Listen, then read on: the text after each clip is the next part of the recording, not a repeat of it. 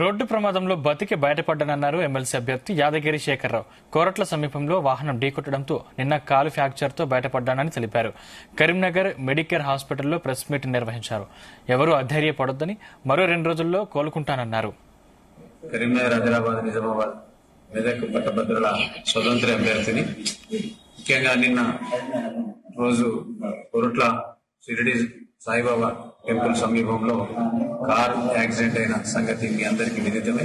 ముఖ్యంగా భగవంతుడి దయ వల్ల పట్టభద్రులు, ప్రజలు అందరి దయ వల్ల బతికి బయటపడడం అనేది చాలా అదృష్టంగా భావిస్తూ, వారందరికీ కూడా చాలా మంది నా గురించి, నా కరస్పాండెంట్ మిత్రులు కావచ్చు, బంధుమిత్రులు కావచ్చు, శ్రేయోభిలాషులు కావచ్చు, జర్నలిస్టులు కావచ్చు, అనేక మంది నిరుద్యోగులు, పట్టభద్రులంతా కూడా నా ఆరోగ్యం గురించి ఫోన్ ద్వారా ప్రత్యక్షంగా పరోక్షంగా మిత్రుల ద్వారా సమాచారాన్ని సేకరిస్తున్నందుకు చాలా అభినందిస్తా ఉన్నాను. ముఖ్యంగా వారందరికీ కూడా నమస్కారాలు తెలియజేస్తాను, కృతజ్ఞతలు కూడా తెలియజేస్తాను.